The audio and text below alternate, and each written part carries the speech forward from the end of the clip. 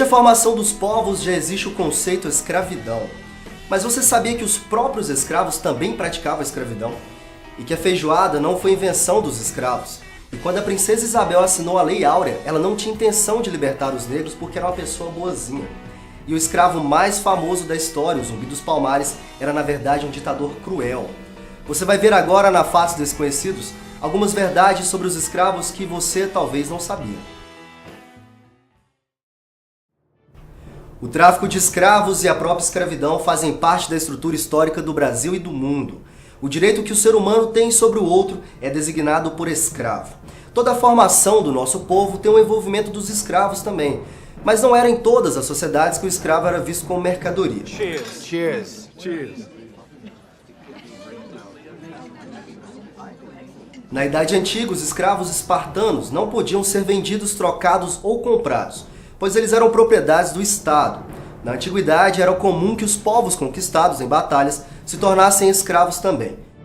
A ideia de se obter alguém trabalhando em situação de escravidão era acumular cada vez mais as riquezas dos nobres. Atualmente, apesar da escravidão ter sido abolida em quase todo o mundo, ela ainda continua existindo de forma legal no Sudão e de forma ilegal em muitos países, inclusive aqui no Brasil. 36 milhões de pessoas vivem em condições de escravidão em 167 países no mundo. O Brasil, apesar de ter melhorado no ranking, ainda tem 155 mil trabalhadores nessa situação. Se estudarmos a história politicamente correta do Brasil, especificamente a escravidão, a princesa Isabel foi endeusada pela população afrodescendente.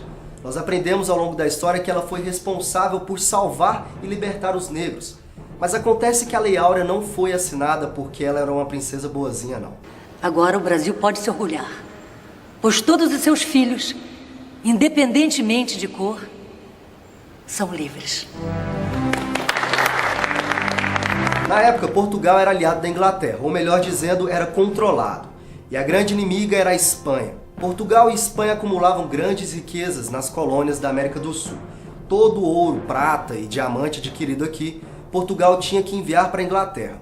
As minas de extração eram operadas por escravos negros. Foi quando a Inglaterra teve a brilhante ideia de libertar os escravos, para diminuir a fonte de renda dos espanhóis. Não vamos esquecer que o Brasil foi uma das últimas nações a abolir a escravidão. E diferente do que diz essas histórias oficiais, a nossa princesa Isabel não era tão boazinha assim como parece. Redentora. Há quem jure de pé junto que a feijoada foi inventada pelos escravos.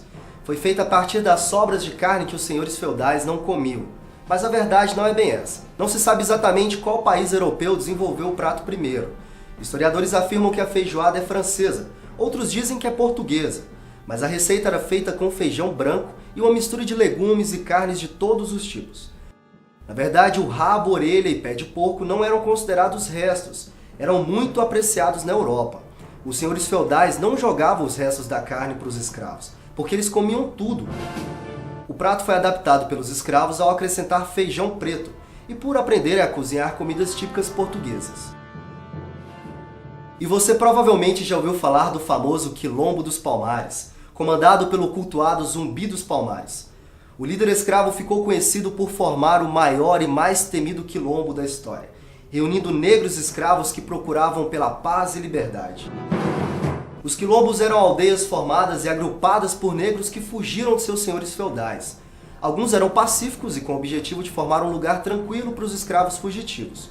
Mas alguns tinham objetivos mais agressivos, saqueando e atacando os donos de terra.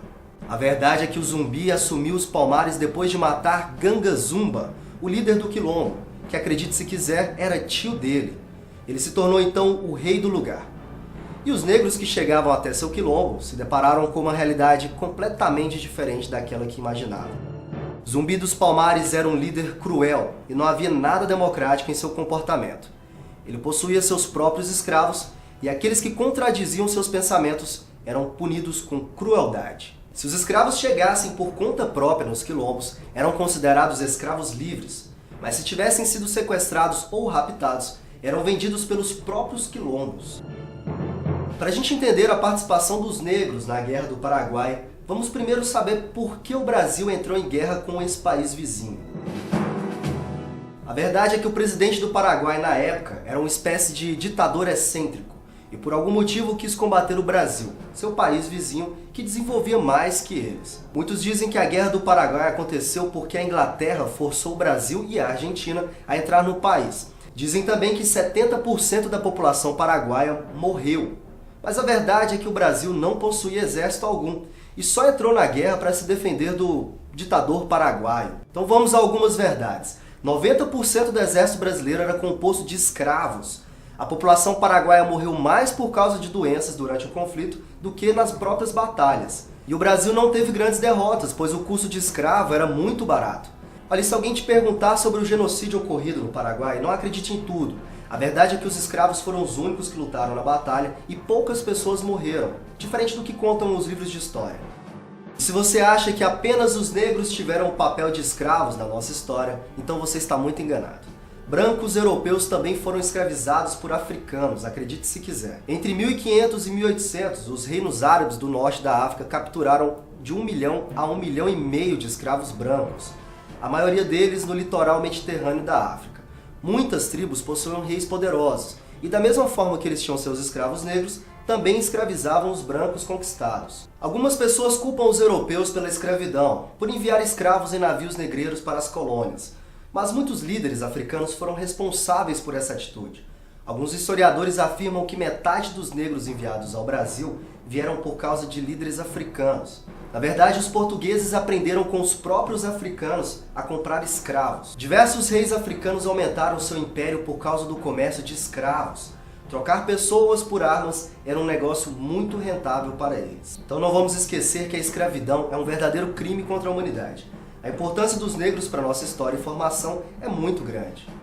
Então é isso, pessoal. Eu sou Breno Magalhães e contei aqui algumas curiosidades sobre a verdadeira história dos escravos. Se você gostou do nosso vídeo, dê um like, compartilhe com seus amigos e não se esqueça de se inscrever no nosso canal. E principalmente deixar suas sugestões nos comentários para outras curiosidades e fatos desconhecidos que talvez você queira ver aqui. Um grande abraço para você e até a próxima!